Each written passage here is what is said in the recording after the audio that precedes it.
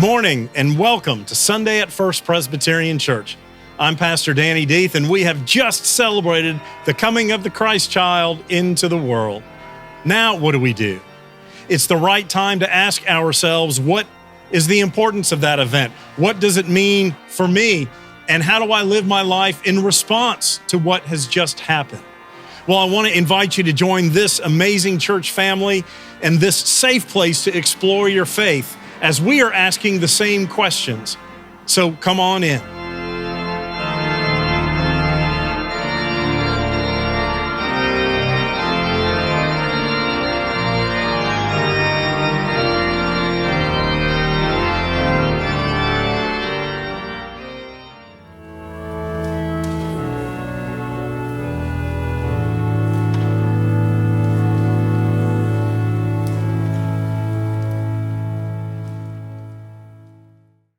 Today's lesson is from Genesis 45, verses 3 through 11 and 15.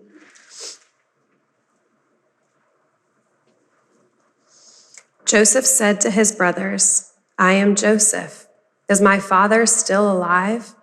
But his brothers could not answer him, so dismayed were they at his presence. Then Joseph said to his brothers, "Come closer to me." And they came closer. He said, "I am your brother Joseph, whom you sold into Egypt. And now do not be distressed or angry with yourselves because you sold me here, for God sent me before you to preserve life.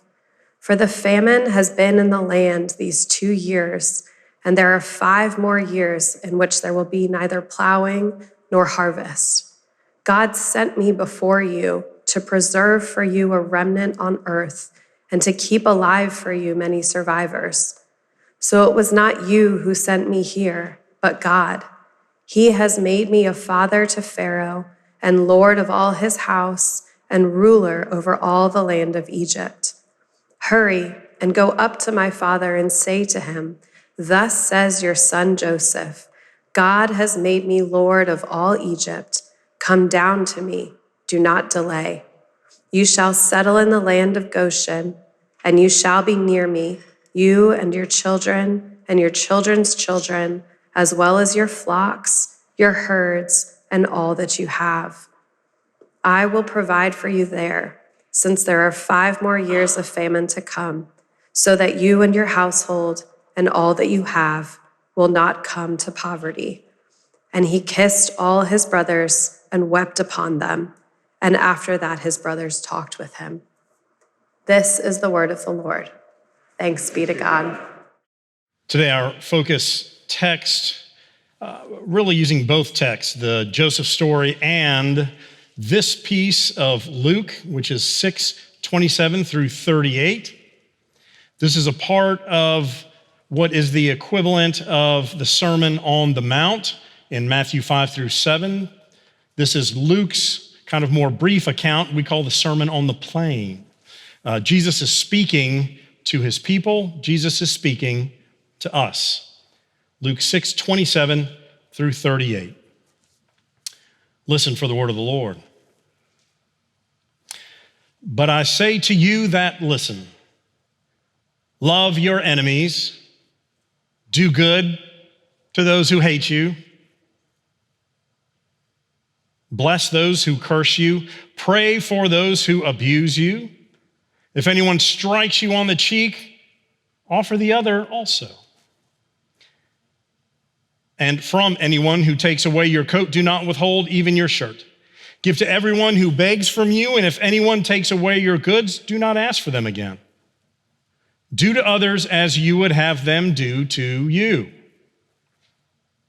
If you love those who love you, what credit is that to you? For even sinners love those who love them. If you do good to those who do good to you, what credit is that to you? For even sinners do the same. If you lend to those from whom you hope to receive, what credit is that to you? Even sinners lend to sinners to receive as much again.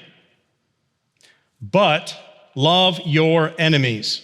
Do good and lend, expecting nothing in return. Your reward will be great, and you will be children of the Most High, for he is kind to the ungrateful and the wicked. Be merciful just as your Father is merciful. Do not judge. Oh, there's more. And you will not be judged. Do not condemn, and you will not be condemned. Forgive, and you will be forgiven. Give, and it will be given to you. A good measure, pressed down, shaken together, running over, will be put into your lap. For the measure you give will be the measure you get back. This is the word of the Lord. Thanks be to God. Okay, I don't know what you need my help with. Just go do these things. Just be done with it, and then the world will know you are Christians. By your love, by your love. No? Some? We're in here, some, right? On this spectrum of what Christ is telling us is at the core of who he wants us to be. All of these things. A little bit ridiculous, some of them. Love your enemies. Well, let's just stop right there. Who are your enemies? Is it those people who believe differently, who are at war with the United States, that we look at as political armies and things? Sure, I can fit in. But Jesus was talking to the people of that time and place. I believe this was more personal to each one of them. If you were to look back over your life, maybe you say, well, I don't have any enemies. Enemy, that's a pretty strong word. Let's rephrase it. Who don't you like that did you wrong at some point? Ooh, I have a lot of those. Or was there a time when you did somebody else wrong? Of course there is. We both experience, by living life with people, both of those scenarios. Sometimes people do us wrong, and sometimes we do others wrong. And I'm not talking about abuse here. Jesus is not saying put up with harm to yourself physically, mentally, or spiritually. That is not what this is about. Get out of situations you find yourself in. That is not what Jesus is saying. At the end of this passage, it says, forgive and you will be forgiven. It's kind of lost amidst all of the other huge pieces that Jesus is telling us we need to be living day to day. If we apply that forgiveness to those that we would look at in our lives as moments of friction, either us to them or they to us, maybe it was somebody at school that embarrassed you. Maybe it was a teacher that did you wrong. Maybe somebody at work. Maybe somebody in your organization. Maybe somebody in your church. Maybe somebody in your town. Somebody in your family. We cannot get through life without having some of those occurrences. And likewise, whether we mean to or not, and sometimes we do and sometimes we don't, we can do things to other people that we might want to ask forgiveness for. I'll give you an example in my own life. Last summer at Montreat, when we went to the youth conference in Montreat, North Carolina, one of the co-directors was a former colleague of mine. We worked together when we were both in youth ministry in Raleigh, North Carolina at White Memorial Presbyterian Church. I was the associate pastor for youth and their family. She was the youth director. Talented, gifted, great human being. At the end of my time and our time together, we started to bump heads a little bit on the direction of how things should go. And so when I left, I felt bad about that particular relationship, not wanting it to be as I wanted it to be. And so when I found myself, and I haven't seen her since then, this is 15-ish years now. She was at Montreat and I was at Montreat. And so I said, hey, can you take a minute? I'd love to catch up. I didn't go to her and say, hey. I said, great to see you again. Would you like to come and sit and let's catch up? And so we did.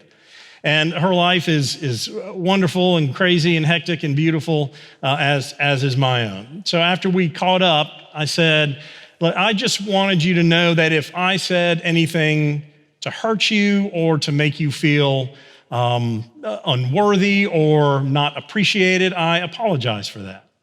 And she was kind of taken aback. Obviously, she had no issue with the same issue that I had issue with. But smartly and faithfully and lovingly, she said, and if I said anything to you that was harmful or made you feel unworthy or what have you, then I apologize for that too.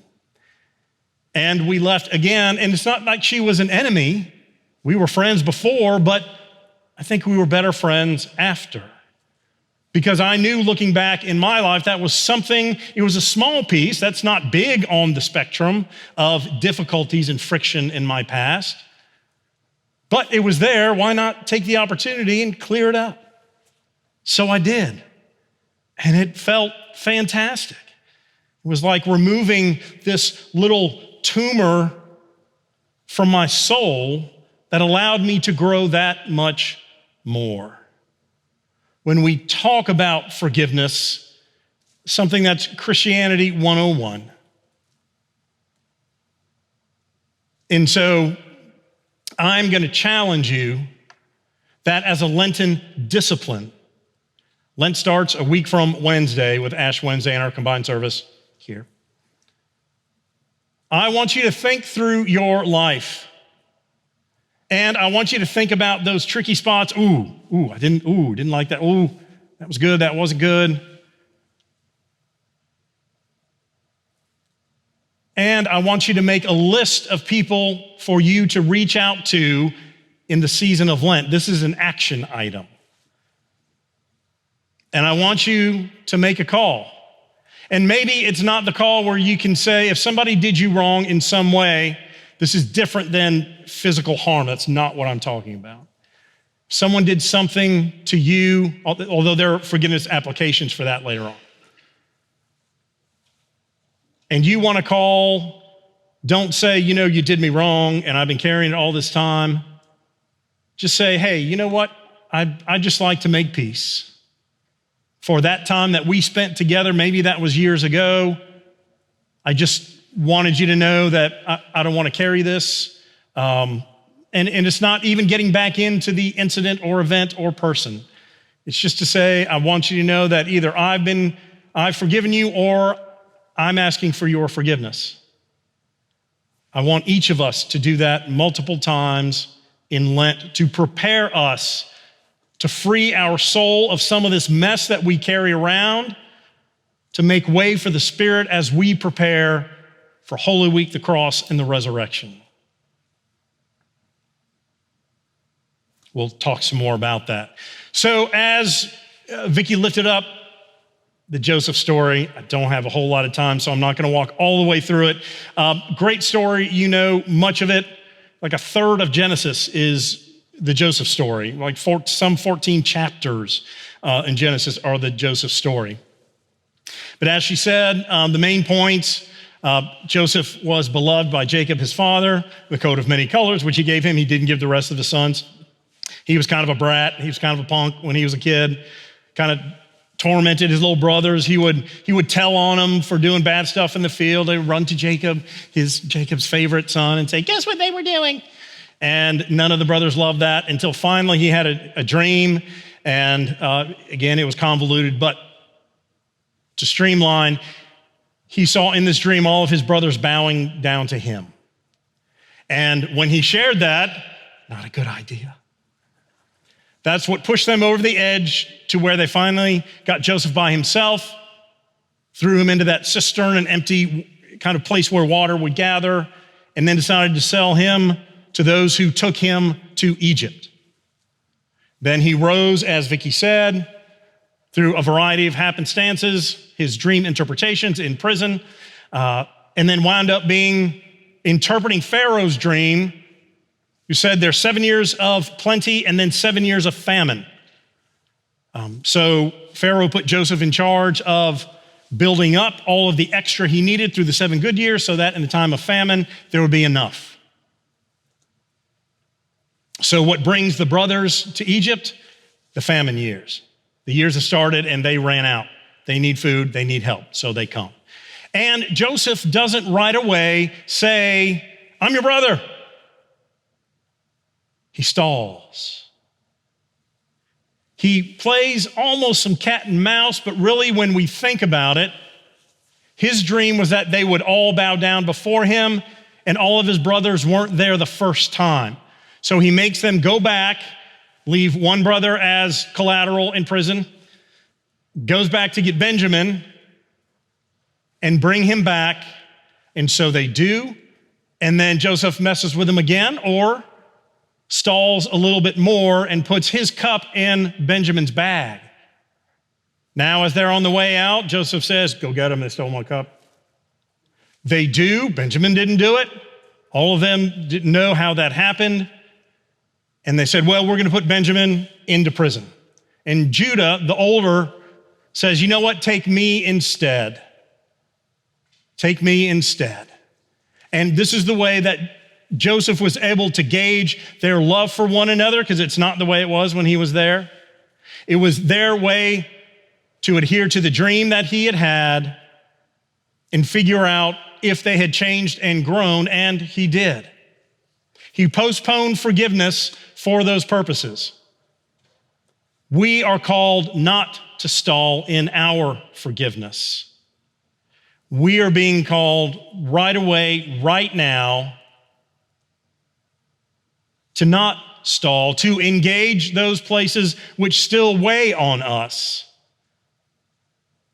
And when we look at this sermon on the plain, all of these things, Joseph really is an example of much of what Jesus just is telling us. He could have caused them harm. He could have snapped his fingers and killed them right away. We would think he had every right to. They left him for dead. They sold him. All of that would be justified.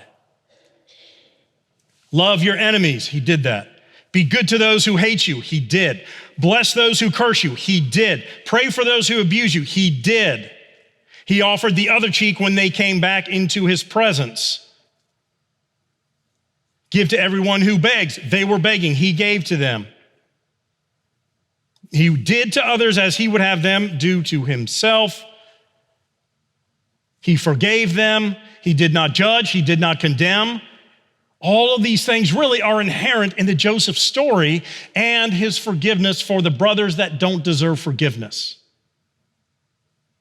Out of this, we are reminded that God loves wicked people. That's all of us, friends. And that we are being called to try to live as Joseph did and Christ is calling us to. Today, the focus on forgiveness. More than just a Christian word we know we're supposed to do, more than just a goal. We're being called to take action in the same way that Joseph did with his brothers. Not to cause harm, but to seek peace, to free your soul as we prepare for the Lenten journey. So let us, with courage, with humility, with vulnerability and strength, engage in this understanding of forgiveness. Hallelujah. Amen.